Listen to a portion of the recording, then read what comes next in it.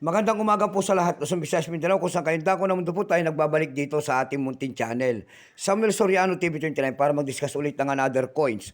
At ito po ay ating hilig, pangulikta ng barya, kaya ho tayo nandito nagsiseli ng kanilang mahalaga ang aking mga koleksyon. Ayan po. At isa tayong kolektor. Magandang umaga po sa lahat ng aking mga subscriber dyan kung saan kayong dako na mundo po. Keep safe po sa lahat and God bless. Maraming salamat sa lahat ng aking mga subscriber. Thank you so much.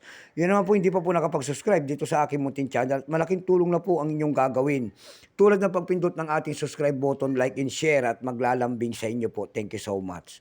Meron naman tayong pag-usapang barya. Ayan. May barya na naman tayong pag-usapan. Ayan po. Pera po ng BSP. Year 2007 po. Ayan. Bakit hindi pa po nakapaloob po ito sa semi-hard to find? Mahirap na rin po itong magagilap ng 2007. Ayan. Bago tayo magsimula sa ating talakayan, kilalanin mo muna natin siya. Issue po Philippines po, Period Republic, 1946 up to date po. Types under circulation coins. Years 2003 hanggang 2017. Ayan. 2003 hanggang 2017 at ito po ay magnetic. Namamagnet po ito.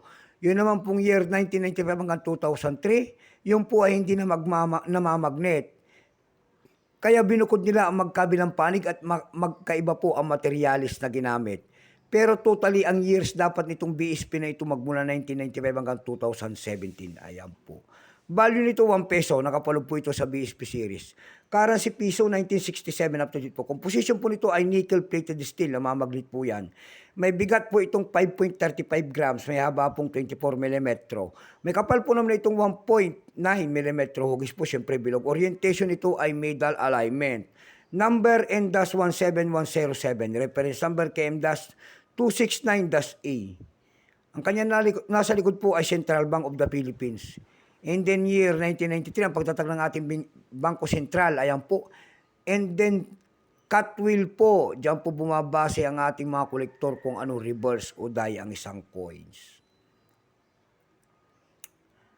Ito pong year 2017, ito pong year 2007 pala. Ito po ay 8%. Ayan. Wala pa pong mintage ito kung ilang piraso ang ginawa ng Bangko Sentral at ito po ay ating ginagamit pa.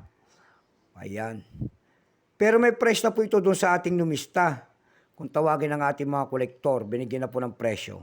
Yung kanyang very fine 14 pesos, extra fine 14, almost uncirculated ay 18 pesos. Dako tayo sa kanyang presyo, ayan. Doon sa ating EB.com, nakakita tayo nagbebenta doon ng $2.64. Mayroon rin tayo nakita doon na $2.28. Ang pinakamataas na bintahan doon ay nagkakahalaga po ng $4. Dako naman tayo sa Carousel PH. Ayan. Sa Carousel PH naman po, nakakita tayo nagbebenta doon ng 200 pesos. Nasundan po ito ng 75 pesos. Yung pinakamalit po na bintahan doon ay nagkakahalaga po ng 30 pesos. Ayan lamang po ang aking may babahaging kanyang presyo. Sagad na. So hanggang dito na lamang po Luzon, Visayas, Mindanao, kung saan kayong dako ng mundo po. Keep safe po sa lahat and God bless.